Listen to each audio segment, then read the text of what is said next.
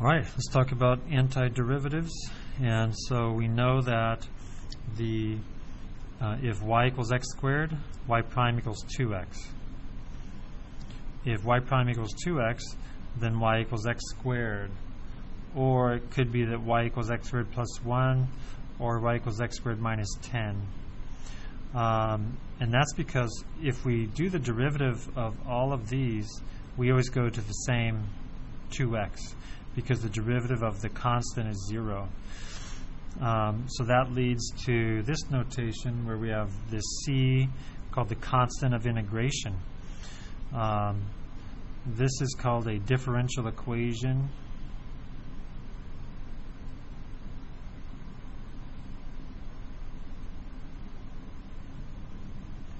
And these are called particular solutions. Particular solutions of the differential equation. And this is a general solution of the differential equation. Also, let's review how to do the antiderivative. We have this differential of x. Every time we do an integral, we have the differential with it. And after we do the antiderivative, we don't write this anymore. And we'll see how that dx gets used up when we antidifferentiate in an upcoming lesson. So we can just do the power rule, and that's going to be 1 plus 1. We add and then divide by the number that we got, plus c. So this is 2x squared over 2, and that's going to be x squared plus c.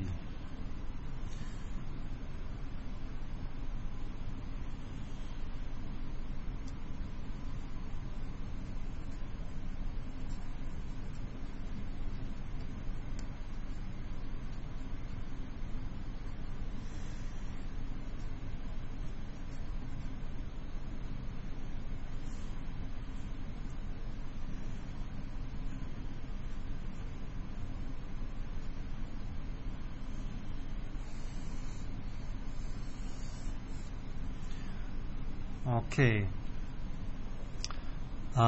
When we have this notation, Leibniz notation, using the differentials, we want to separate the variables.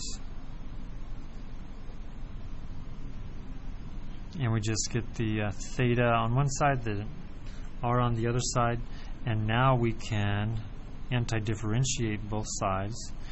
So if we're looking for the power rule, we'd see that there's a 1 there, and 1 is the derivative of r, and here we just have pi theta plus c.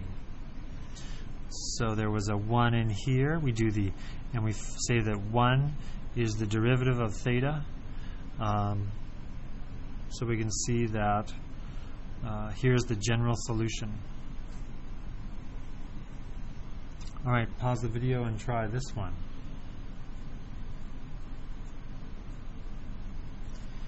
So we separate the variables,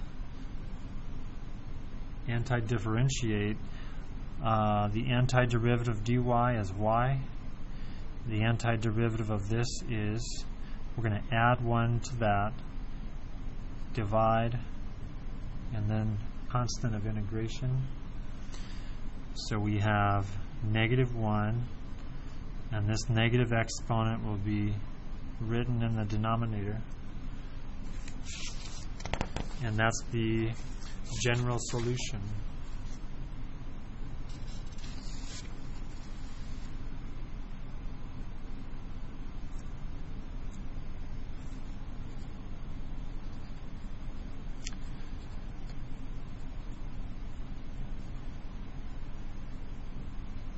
Find the particular solution if f prime is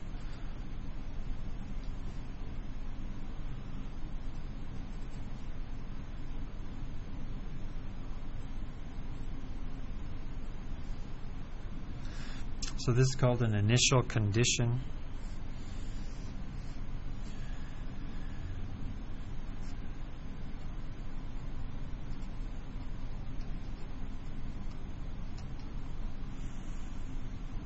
Find the particular solution. Well, to separate the variables, we need to have this in Leibniz notation, dy dx. So we have to rewrite it, and that allows us to separate the variables and integrate.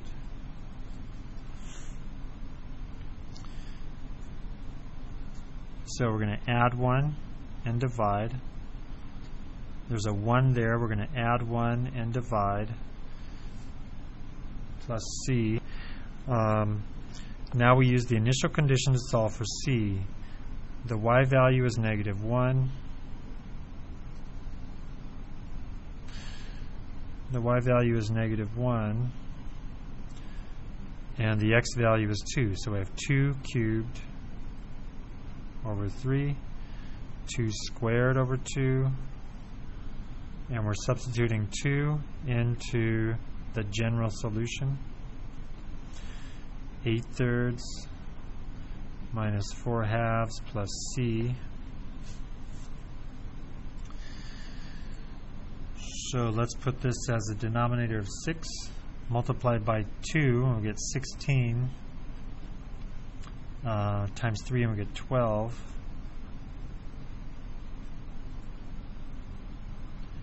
4/6, or 2/3. Subtract 2/3, we get -5/3 equals c. So the particular solution is just substituting for c. So that'll be -5/3.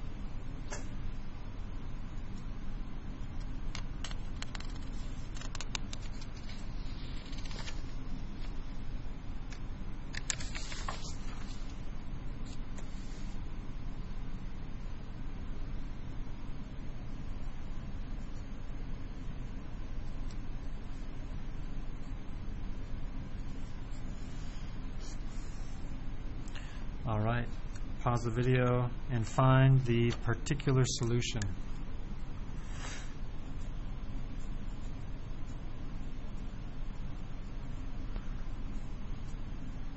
Separate the variables.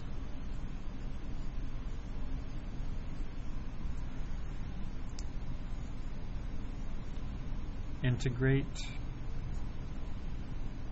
So we have 1 plus 1 is 2, and divided by 2.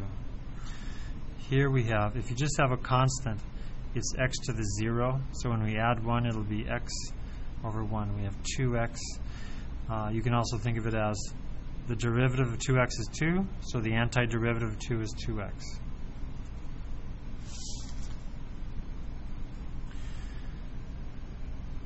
And now we have to solve for c. We have a y value of 3 in the initial condition, and this is just going to be x squared.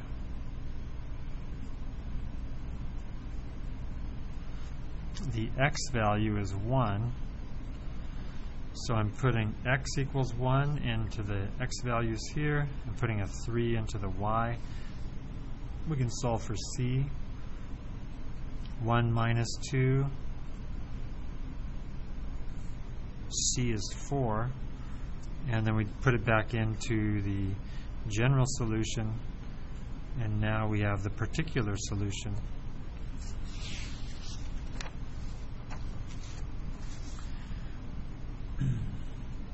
So that's solving differential equations. Now let's just practice finding antiderivatives.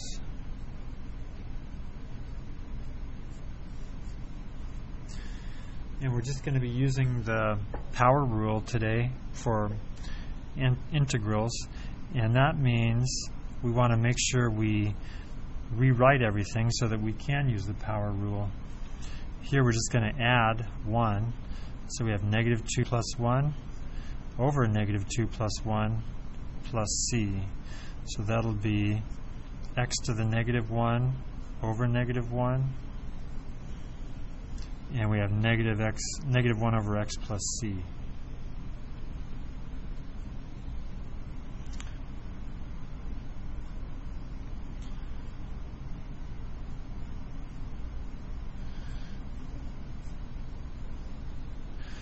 Okay, we've learned substitution already, but we're not going to use substitution in this lesson.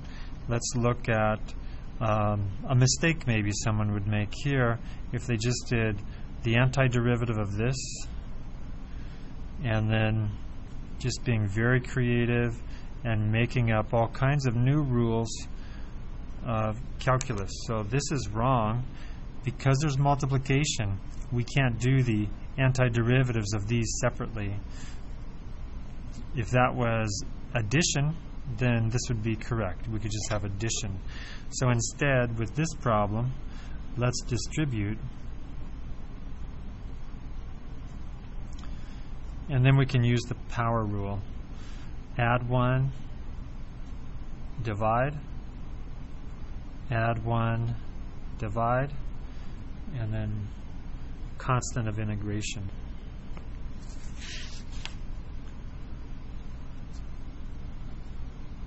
Okay, and then one more concept to be aware of, and this may have a common mistake where someone would do this. Rewrite it,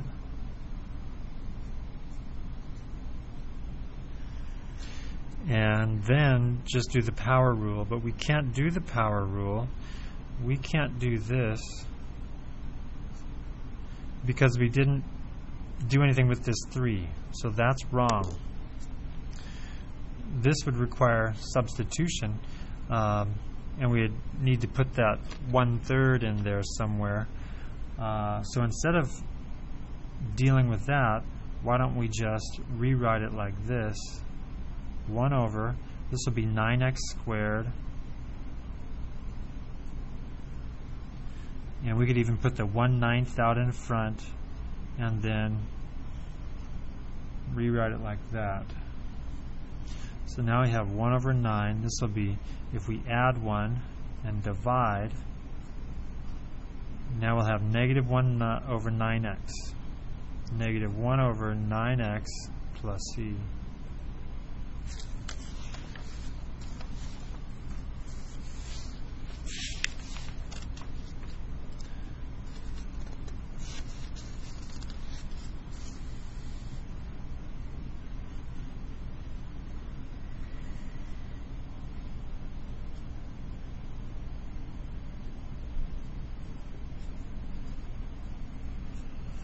Okay, remember that we can just do the antiderivative of each of these separately. So pause the video and try that one.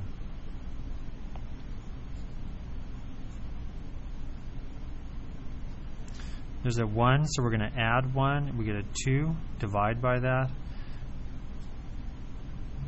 2x plus c, and then reduce.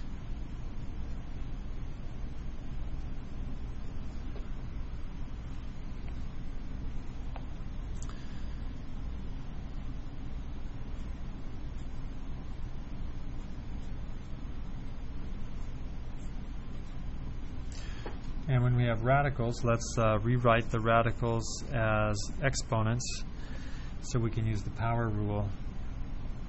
And that'll be x to the 1/2. We have to be careful here that the 2 doesn't move. The 2 is just going to stay there. And then the radical x goes to the numerator with a negative exponent.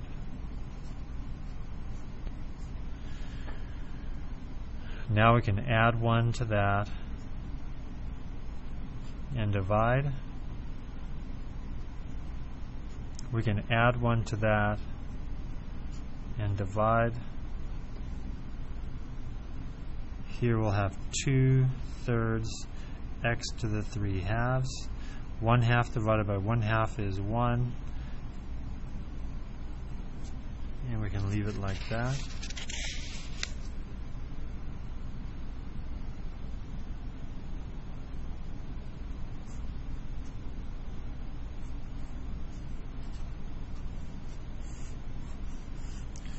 Pause the video and try this one. That's a 3.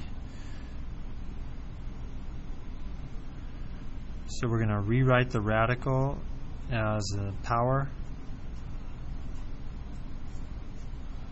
and then we add 1, so that's adding 3 over 3 is 4 over 3, and then divide. There's a 1 there. If we add 1, we get 2 over 2. So this will be 3 over 4 x to the 4/3 plus 1/2 x squared plus c.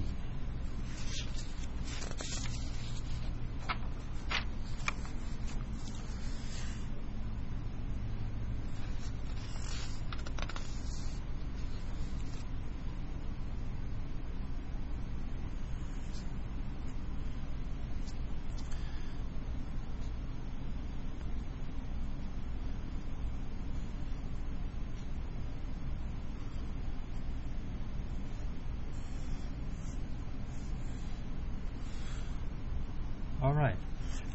So as we learn more techniques of integration, we forget about this simple strategy of rewriting this. And that is, we can just put x to the 4th under each term.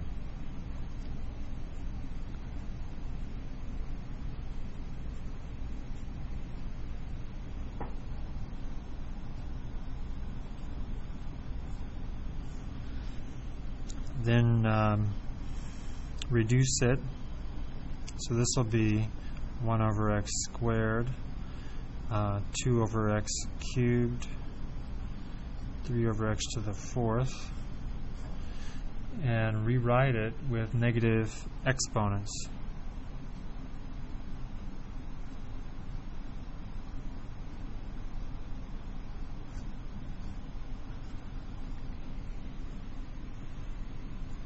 Now we can do the antiderivative by adding 1, add 1,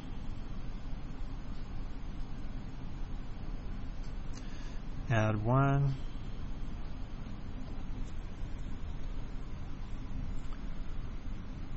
and we have negative 1 over x. Cancel that, we get a minus 1 over x squared. This will be a positive 1 over x cubed.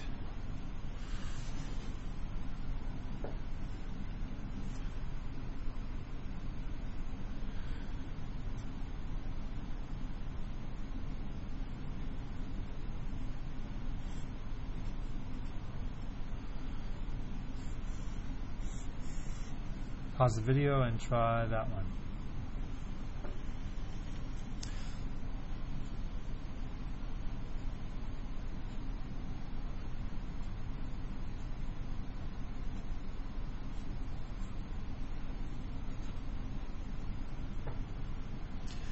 That'll be x to the 4th, x squared, x, and add 1 and divide.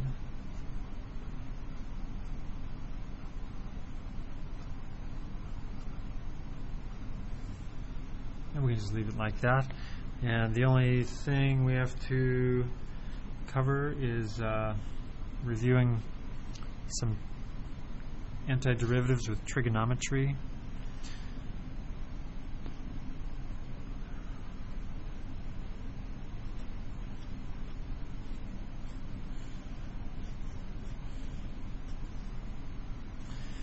We're going to do this with the power rule, but then we have to identify whether this is the derivative of a trig function, and it is the derivative of tangent. So we can just do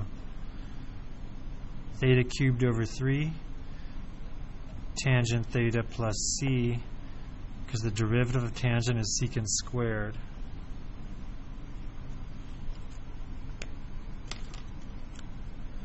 Last one, secant y, tan y minus secant y dy. All right, pause the video and try that one.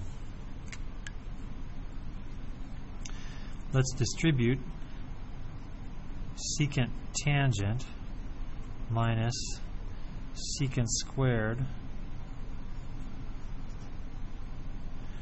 So secant tangent is the derivative of secant,